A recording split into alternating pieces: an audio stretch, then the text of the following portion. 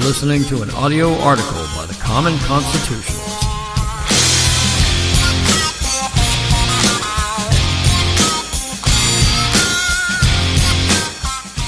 Today's article is entitled, Trump, the Sour Patch President. The world may actually melt down due to Donald Trump's harsh words of the intelligence community and at the same time praise of Vladimir Putin.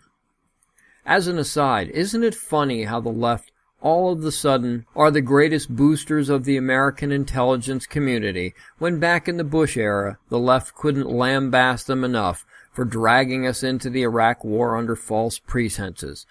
Yet now they're unassailable. Just thought that illuminating. Back to that fiend, Trump. There's a TV commercial that's been airing recently, either on Netflix or Amazon.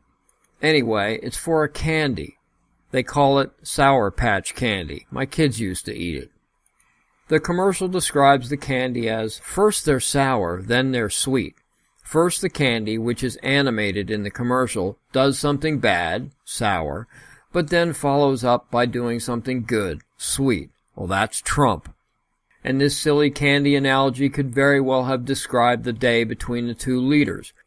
Trump could have taken Putin to the woodshed during their private meeting and then followed up the lashing with effusive public praise. How the heck do we know?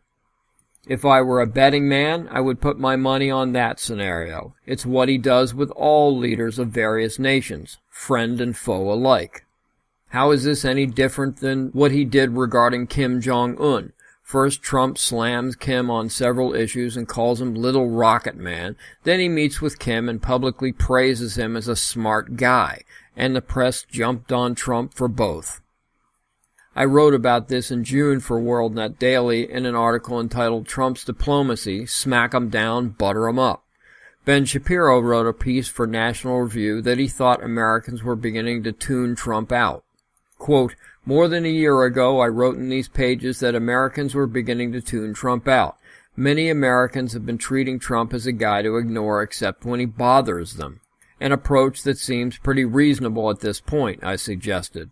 But could Trump's different rhetoric make a difference with foreign policy? Over at the New Republic, Jeet here criticized the idea that it couldn't, stating that the very nature of our modern world and the United States supremacy makes it impossible to dismiss an American president's word, unquote. However, Trump is like no president before him. He is literally rewriting the playbook, and whereas it may not work for another president, it sure works for him. And as a further aside, isn't what Ben described the way the founders set it up? A relatively anonymous government, a government which we should actually be able to ignore unless it bothers us. Now, wouldn't that be wonderful? Now, at the end of the day, for Trump, it's just words. It's just rhetoric. And we should have learned after 2 years of the president spouting off that his words mean very little, if anything. His speeches and Twitter rants rarely, if ever, match his actual policy. Even the Supreme Court, who the left used to love, could figure out that Trump's words and policies rarely coincide when, despite his rhetoric, they upheld his travel ban. So frankly, I don't care if the president said he was thinking about gifting Ukraine to Putin. It wouldn't mean a thing to me. It's all just bluster designed to bolster someone's ego or cut them down to size. If I've said it once, I've said it 100 times already. People must find a way to separate Trump's rhetoric from his policies. A lot of Americans have. Only those with an agenda have not and never will. Thank you for listening.